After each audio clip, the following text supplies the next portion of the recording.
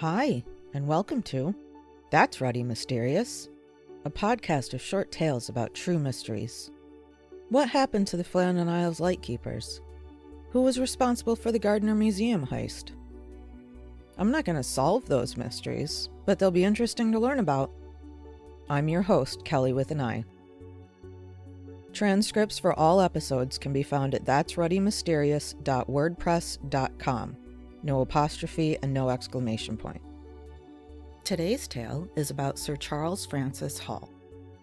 In 1845, the HMS Erebus and the HMS Terror departed from England under the command of Sir John Franklin. Their mission was to traverse the last unnavigated sections of the Northwest Passage in the Canadian Arctic. The two ships carried 129 officers and crew. The ships became icebound in the Victoria Strait near King William Island. By April 1848, nearly 24 of the crew had died, including Franklin, when the crew abandoned ships. Led by the Terror's second-in-command, Francis Crozier, and the Erebus's captain, James Fitzpatrick, the crew headed toward the Canadian mainland on foot. That's when they disappeared. It's thought they went to live with the local Inuit. Searches were mounted to find the crew of the two ships beginning in 1848, and some of them found some remains of the crew or relics from the ship. Charles Francis Hall was born in Vermont in 1821, but his family moved to New Hampshire early in his life, and that's where he grew up. He married in the 1840s and moved to Cincinnati in 1849. There he started an engraving business and became interested in the Arctic. Hall was 39 years old in 1859 when one of the expeditions searching for Franklin and his crew found the bodies of two of the crew and some relics from Franklin's expedition. That's when Hall became convinced that he was destined to find survivors from the Franklin expedition. In 1860, Hall left on his first expedition to find the crew. The ship was a whaler by the name of George Henry, commanded by Captain Sidney O'Buddington.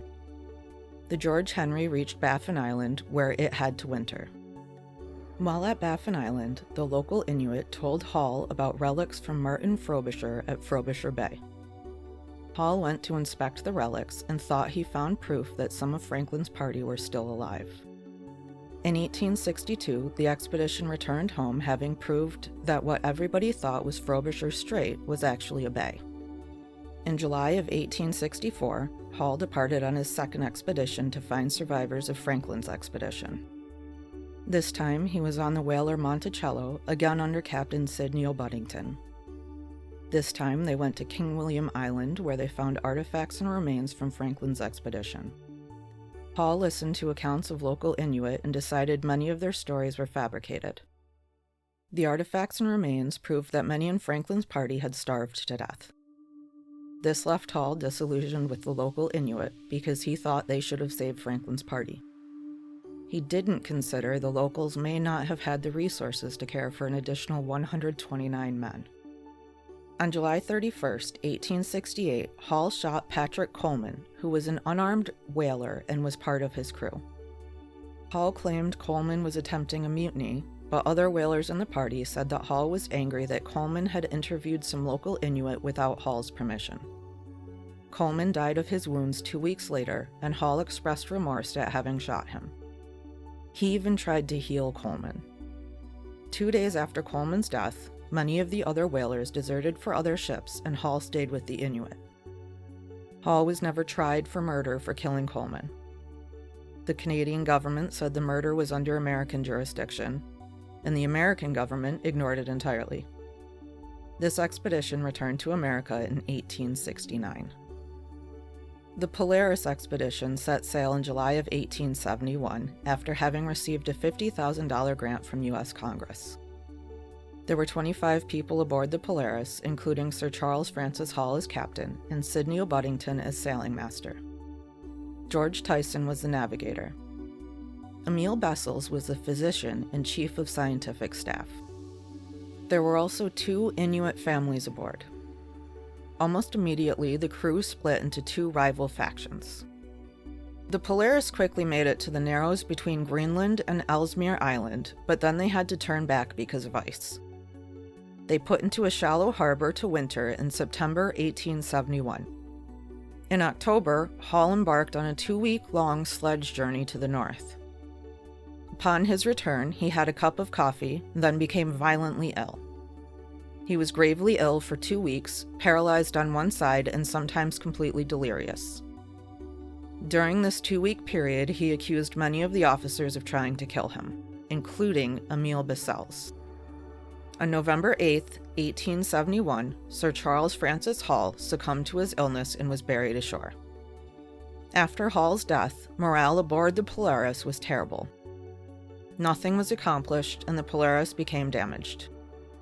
In 1872, Buddington tried to sail the badly damaged Polaris southward. The Polaris would sail no more. It ran aground near Ata, Greenland. There it spent the winter before the crew were rescued by a whaler by the name of Ravenscraig. During a storm, the Inuit families became separated from the ship on an ice floe. The floe drifted for 1,300 miles in 6 months before the families were rescued by a sealer named Labrador. Upon their return to America, a Navy Board of Inquiry was assembled to investigate the death of Sir Charles Francis Hall. During the inquiry, Buddington was cleared of all serious charges. The investigation decided that Hall had died of apoplexy or stroke-like symptoms. A transcript of the investigation revealed that the Polaris expedition had been weakened by hostilities among the officers from the very beginning. It showed that Buddington drank heavily and fought with Hall frequently. It also revealed that Emile Bessels had also fought with Hall, but that he had also treated him. In August of 1968, scientists exhumed Sir Charles Francis Hall's body. They did a graveside autopsy that revealed that Hall had most likely died of arsenic poisoning. During the last 2 weeks of his life, he had received heavy doses of the poison. The autopsy couldn't be entirely sure, though, and even if the cause was arsenic poisoning, murder cannot be proved. Medicines at the time commonly included arsenic, and Hall had accused Bessels of trying to murder him, but Hall did not trust Bessels. Hall had and used his own medical kit, so it's just as likely he poisoned himself. There was one motive for Bessels trying to kill Hall, though. Both Hall and Bessels had been sending amorous letters to the same woman. What happened to Sir Charles Francis Hall? If he really died of arsenic poisoning, was it murder or an accident? Hall was certainly not getting along with his crew, so if it was murder, who was the perpetrator? What do you think?